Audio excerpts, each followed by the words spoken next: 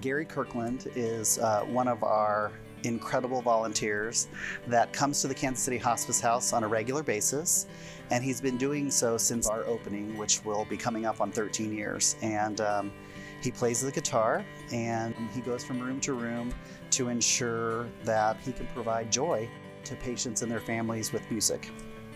So many people can relate to music and have had music in their life, whether it was growing up, having the radio on in their house, whether mom was doing something, or growing up in church and having church hymns. Gary can play to all of that.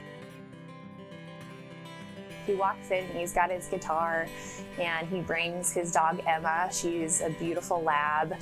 So they walk in together, a few times a week, and every time they walk in the door, everybody kind of gets a little buzz, like, okay, Gary's here, let's get the patients, see if the patients want to see Gary, if they want music today. And he just kind of brings a fun vibe. It's almost like an aura of kindness, gentleness.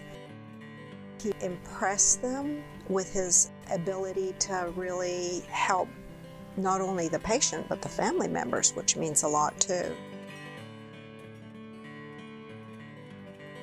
I was actually on call with hospice before the house was built, but it was not very often and not near as satisfying as this has turned out to be. The on-call thing wasn't working as well because I was really wanting to be with the families too, and I very seldom was. I thought maybe this might work out better, and it's turned out way better. Because I deal with a lot of family members and a lot of patients. I've had the great opportunity to experience Gary's wonderful talents personally, and it's when my mom was served here at the Kansas City Hospice House. Gary was scheduled to come one day, and it happened to be the day that she had a rally day, which meant that she was alert. We were able to talk to her, and she was able to communicate with us.